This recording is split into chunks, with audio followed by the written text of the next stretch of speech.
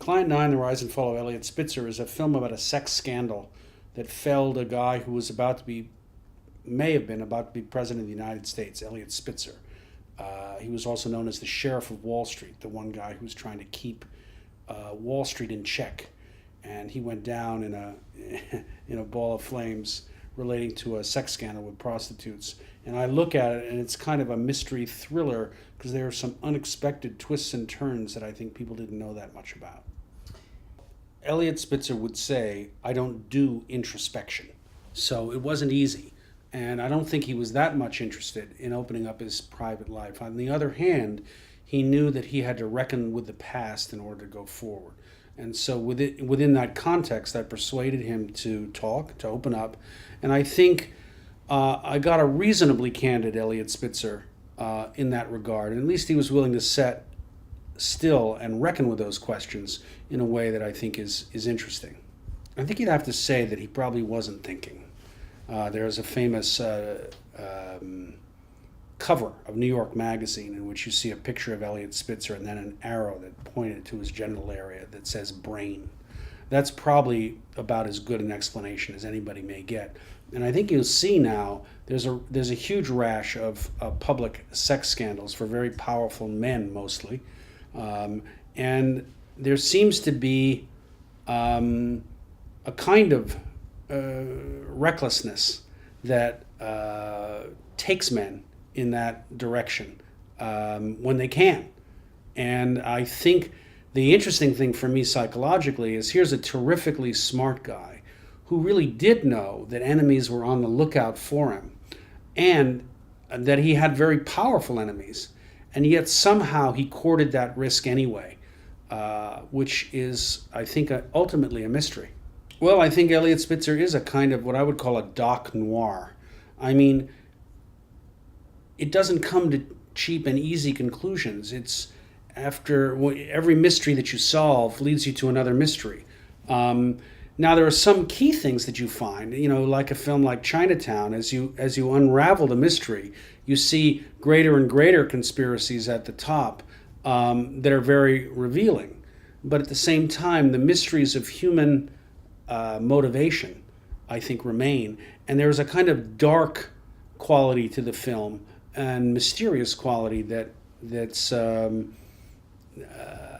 feels very noirish to me. I thought a lot about Hitchcock is not really noir, but I thought a certain amount about Hitchcock when I was making the film, and also a film called The Big Sleep, in which you never understand finally at the end of the day who killed the chauffeur, but you learn a lot about human motivation. I think one of the questions that the Spitzer film raises is this issue of political blood sport, and how much do we care about politicians' private lives, and how much do we hold them accountable for those private lives while missing sometimes a bigger picture. Now, every person and every situation is different, but I think you'd have to say with Elliot Spitzer that what he did was a private transgression, and he didn't take any public money. He didn't do it on the state's time, and the crimes that he was looking at were far more serious. That is to say, the crimes on Wall Street were far more serious than the crime of which he was ultimately accused, or not even accused, because there were no charges ever brought. He was smeared. Now, he did what he did. It's not that he didn't do it, but I think we have to look at that and ultimately reckon with these public figures and try to get rules for ourselves about how we think about this stuff.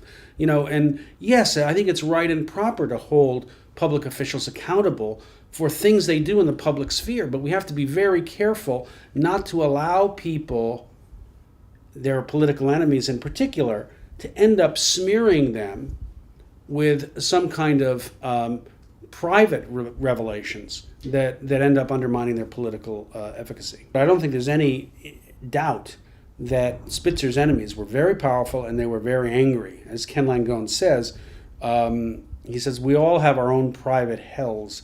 I hope his hell is hotter than anyone else's." Well, it doesn't leave much doubt as to where Ken Langone stands. And I think he was only too happy to see Spitzer fall and may have had a hand in that demise.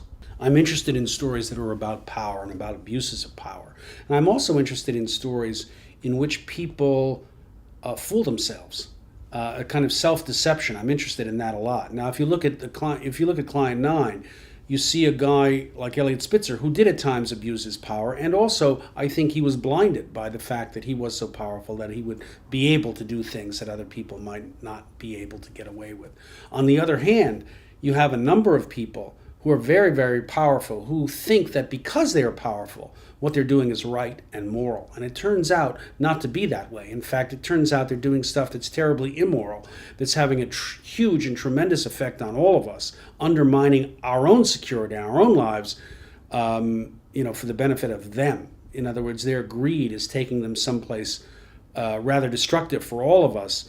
But I think once you become powerful, you imagine that the bad that you're doing is actually a kind of good, and that interests me a great deal.